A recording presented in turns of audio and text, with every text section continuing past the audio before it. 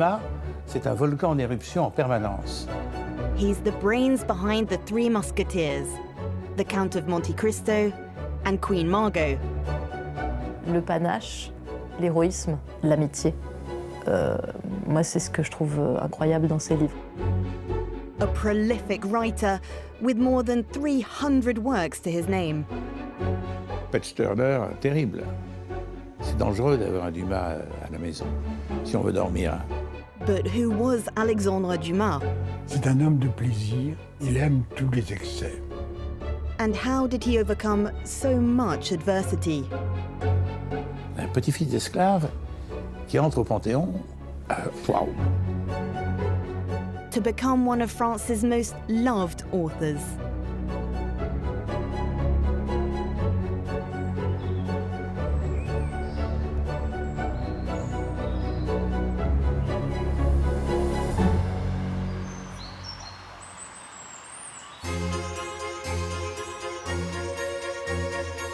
C'est un héros de roman. Il a d'abord eu une vie de roman parce qu'il a eu un nombre incalculable on va dire de maîtresses. Alors, c'est des aventures, hein. Il ne durait pas forcément longtemps. On a dit qu'il a fait 365 enfants. J'ai des doutes là-dessus. Mais c'est vrai que c'est un séducteur. Et il n'était pas équipé pour. Parce qu'on ne peut pas dire d'Alexandre Dumas que c'était un parangon de beauté. C'était pas Georges Clooney. Mais en même temps, il avait, je pense, on l'a pas connu vivant, un charme. Alors déjà, ça lui donne une aura romanesque. L'autre, c'était sa passion pour son père, qui lui était un véritable héros. Le général Dumas, qui s'appelle lui aussi Alexandre, Thomas Alexandre, est né à Saint-Domingue d'une esclave noire et d'un nobliau normand. Ce jeune homme grandit dans la condition servile, puisque dans un premier temps, il est le fils de sa mère, donc il est lui-même esclave. Et ce n'est que dans un second temps que son père le fait venir en France pour lui donner une éducation de gentilhomme. Et quand la Révolution éclate, il va très très rapidement gravir tous les échelons de l'armée. Il se distingue partout, sur tous les champs de bataille. Il est cité pour sa bravoure, il est cité pour son héroïsme, et ce qui n'est pas rien au moment de la terreur, à partir de 1793, pour son humanité. Donc il y a vraiment cette figure incroyable d'homme au parcours exceptionnel, tant sur le plan, encore une fois, militaire que sur le plan moral, et qui est pour Dumas, en fait, son premier héros et sa première représentation de l'histoire de France. Son père a joué un rôle essentiel, même s'il a perdu son père lorsqu'il avait 4 ans, mais c'était un général de la République. Et donc, il ne faut pas chercher ailleurs l'axe politique de la vie de Dumas. Son père était un général républicain, lui-même sera républicain, et ne pas être républicain aurait été trahir le père.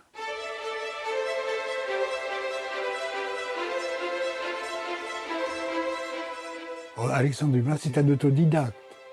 Ça joue un grand rôle. Mais un autodidacte assoiffé de lecture. Pendant les premières années où il arrive de Villers-Cotterêts à Paris, il va être un lecteur essentiellement, et ensuite il va profiter de ses lectures pour écrire. Il devient d'abord un dramaturge extrêmement célèbre, avec une pièce qui le lance, et qui est Henri III et sa cour. Après avoir triomphé au théâtre, il va mettre cette prose au profit du roman. Et il va écrire parmi ses tentatives un roman des Trois Mousquetaires, succès extraordinaire. Il quitte toute autre tentative et il se rabat sur le roman historique.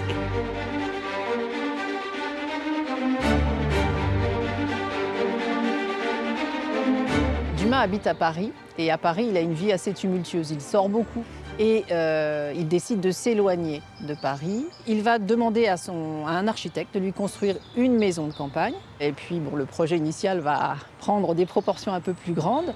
Et bien, le château de Monte Cristo va sortir de terre. Et en face du château de Monte Cristo, le château d'If, le petit cabinet de travail. C'est également Dumas qui veut absolument avoir un cabinet de travail séparé de sa demeure. C'est un lieu très extravagant, très insolite, très personnel. C'est vrai que quand on regarde le château d'If, toute l'œuvre d'Alexandre Dumas est sur les façades. Vous avez des titres d'œuvres qui sont gravés sur la façade, vous avez des personnages issus de ses œuvres. Toute son âme est là. C'est sa raison de vivre, d'écrire. Sa raison de vivre, puis il en a besoin financièrement également. Il est payé à la ligne, Alexandre Dumas, il faut le savoir. Donc il a besoin d'écrire beaucoup pour gagner beaucoup. Alors ça donne des dialogues inoubliables d'Alexandre Dumas. Bonjour monsieur, monsieur bonjour. Vous allez bien? Je vais bien. J'ai vu votre femme. Vous avez vu ma femme? J'ai vu votre femme. Vous avez vu ma femme quand? J'ai vu votre femme hier. Ah, ça tire à la ligne à chaque fois. Et à chaque fois, vous voyez qu'est-ce? C'est génial comme construction de dialogue.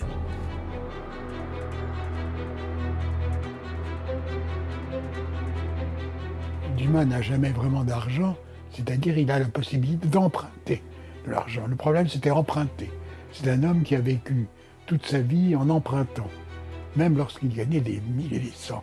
En 1851, on sait qu'il va s'exiler en Belgique pour fuir ses créanciers. Donc au final, il sera resté ici 5 ans. Dumas a le grand tort d'avoir écrit en collaboration pour le théâtre, et ça se faisait. Mais ensuite, il a écrit en collaboration pour le roman. Il ne s'en est pas caché. Lorsqu'il a fait tous ces romans fabuleux avec Auguste Maquet, donc un jeune historien, c'était tout à fait connu. Auguste Maquet est un historien de grand talent et qui travaille avec Dumas comme documentaliste. Il lui trouve des anecdotes piquantes, des histoires dans Dumas. Ça va me faire un chapitre. Et puis un jour, mais je ne sais pas qui a décidé que tout d'un coup, les romans de Dumas, c'est Maquet qui les a écrits. Pas du tout. Il les a ni écrits, ni inspirés, il a fait partie du processus de créativité de ces romans.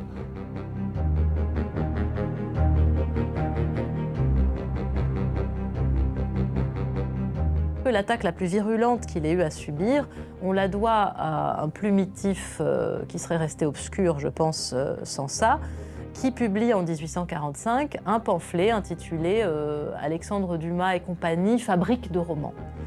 Et ce Mirecourt reproche à Dumas d'écrire en collaboration et donc de ne pas avoir vraiment de talent lui-même.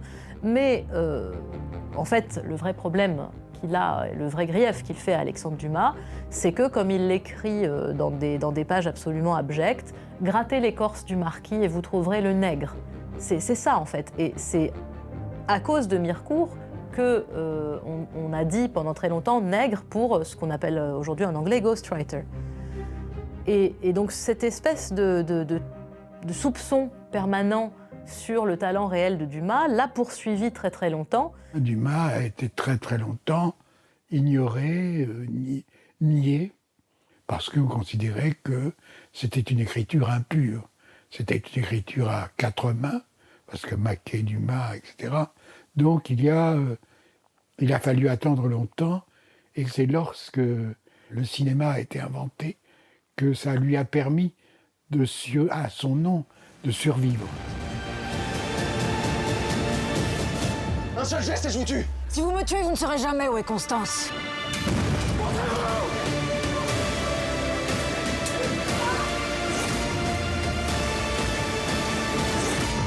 Le cinéma a fait beaucoup pour Dumas, mais je dirais, vous me pardonnerez de le formuler comme ça, que Dumas a fait énormément pour le cinéma. Les romans, et en particulier ceux de Dumas, fournissent un canevas, mais clé en main, où tout fonctionne, parce que c'est déjà écrit. Et donc si le cinéma s'est emparé des romans de Dumas, et d'abord effectivement des Trois Mousquetaires et du Comte de Monte Cristo, c'est parce qu'ils avaient là une mine d'or, une matière déjà scénarisée, déjà découpée en scènes dramatiques. À partir de maintenant, c'est moi qui récompense. Et c'est moi qui punis. Qui êtes-vous? Je suis le comte de Monte Cristo. C'était un champion de l'image. Quand il écrit quelque chose, on le voit. On le voit, on le goûte, on le hume. Il aurait été un réalisateur fabuleux, Dumas.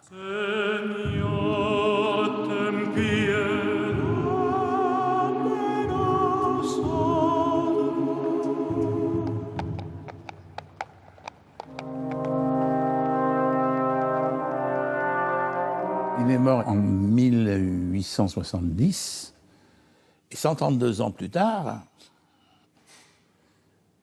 il entre au Panthéon. Avec lui, c'est notre mémoire populaire et notre imaginaire collectif qui entrent au Panthéon. Marquis! Regardez-moi bien en face.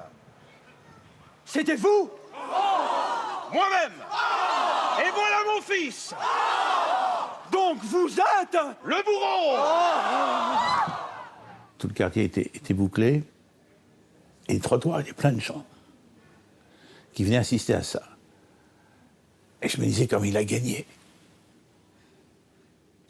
Le Carteron, fils d'esclave, petit-fils d'esclave, etc., aujourd'hui est célébré avec faste et enthousiasme et amour par la République française. Bravo, Alexandre.